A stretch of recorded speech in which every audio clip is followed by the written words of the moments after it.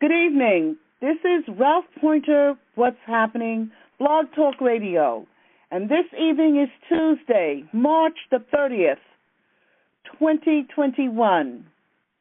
And tonight, once again, we are asking and stating the prisons, another perk for the corporations. America never admits the realities of America. Let's talk. Recently, there was an article in a progressive online news source that featured the Angola prison death camp, slave camp, and showed all the prisoners that work there, over 25 corporations. And this is our 25 corporations. Work for 25 corporations. And so our news analysis always deals with an anatomy of oppression, which requires an anatomy of colonialism and imperialism. You can call it fascism, you can call it racism, but if you don't include the history of the anatomy of oppression and imperialism on this planet, you will not know the source of today's struggles against oppression for liberation.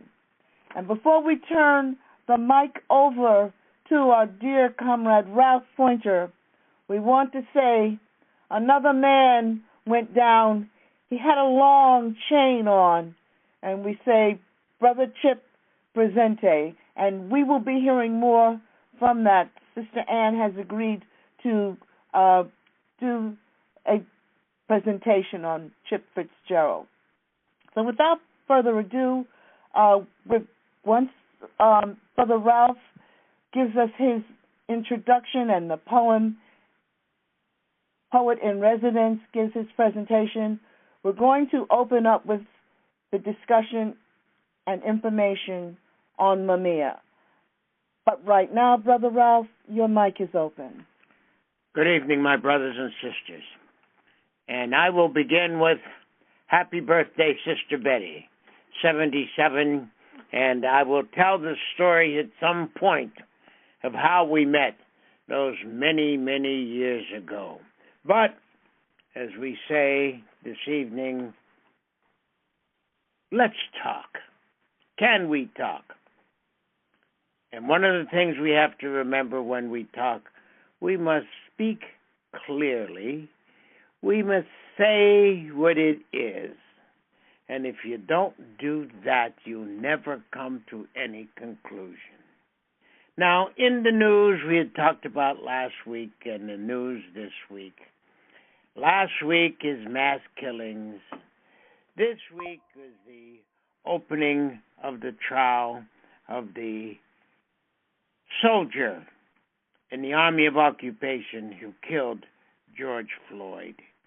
And I use these terms because I say we must speak clearly. Now, the opening, and I'm sure many of you listened to it, was a profile in terror. And we get it all the time.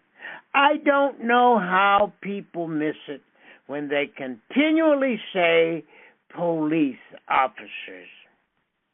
And I don't care whether there are police officers of color. I like to refer to what Lynn Stewart said.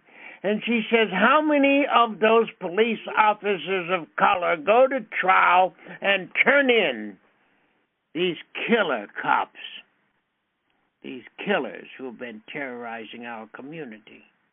And only when that happens do you have anyone opposing this Army of Occupation. And then I say, how did you miss that? Eric Gardner over a single cigarette, George Floyd, I don't know what pretense, but we don't have to look at those two. We have to look at the number of people of color killed by the Army of Occupation year after year. And then we compare it with a young man who killed 10 people. One of them was a police officer. They handcuffed him. That's police work. The young man who killed 6 in Atlanta, Georgia, they handcuffed him. That's police work. That's different than terrorizing a community. Our community is terrorized, and anybody who watched that introduction to the trial today, with the woman explaining there were people there, and he was begging for his life. He called for his mother. And I say to every adult, what would you have done had you been there? Would have been a peaceful killing by the Army of Occupation.